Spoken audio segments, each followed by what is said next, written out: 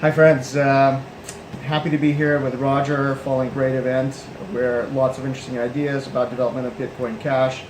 Roger gave a keynote and talked about ability of decentralized system to improve economic ability and liberty for people around the world, and just wanted to ask him a few questions about how you think that the power of Bitcoin and what Bitcoin Cash is trying to do now can increase economic liberty and what effect it can have on people around the world. Sure. So bringing more economic freedom to the world raises everybody's standard of living. They have better, longer lifespans, more money, like happier lives. Like it's good for everybody all across the board. And a censorship-resistant peer-to-peer currency has the ability to bring more economic freedom to everyone all over the world. A peer-to-peer electronic store value doesn't really, so that's why I'm much more excited about Bitcoin Cash than Bitcoin Core at this point. And we're working hard to make Bitcoin Cash usable by people all over the world as fast as we possibly can. Great. What are your thoughts on sort of how blockchain can improve healthcare, and is there applications for blockchain in the healthcare system? Some of the problems that you might have experienced as you could travel and live around the world, with people having access and things in healthcare. One of the things that I guess I'm most frustrated by in the world is the fact that, like, if the FDA doesn't approve a medicine fast enough, or doesn't approve it at all, like for a certain number of years, all the people that died because that medicine wasn't available, they're not there to complain, they're not there to do anything at all.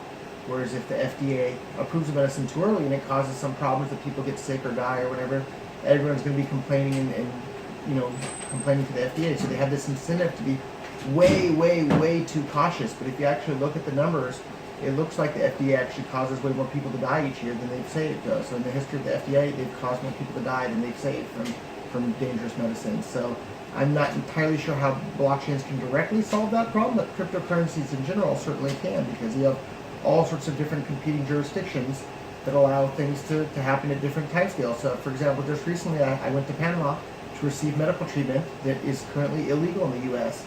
Almost for sure it'll be approved in the U.S., but it'll be approved a couple of years later, and I wouldn't have been able to benefit from that medical treatment that was available today in Panama. And we can pay for the whole thing in cryptocurrency there now as well at that particular medical practitioner. So well, hopefully they're going to be able to accept Bitcoin Cash pretty soon as well. And the really interesting question is, how did you find that practitioner? How did you get enough trust that this was somebody that you can turn over your health, your body? How did you solve that problem? Sure. So he's written a bunch of books on the subject and is well known in his field. And the treatment that he gave me is undergoing clinical trials in the U.S. and has already been approved in a number of other countries. And I looked into it myself and thought it was a risk worth taking. And here I am about a month later, and so far I seem to be okay. So great.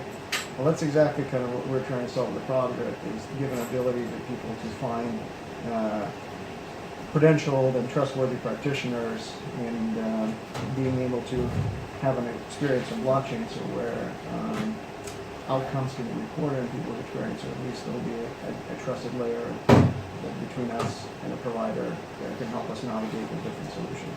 So appreciate your taking the time. My pleasure. Thank you so much. Good luck. Look forward to seeing you at our event. Me too. Thank you.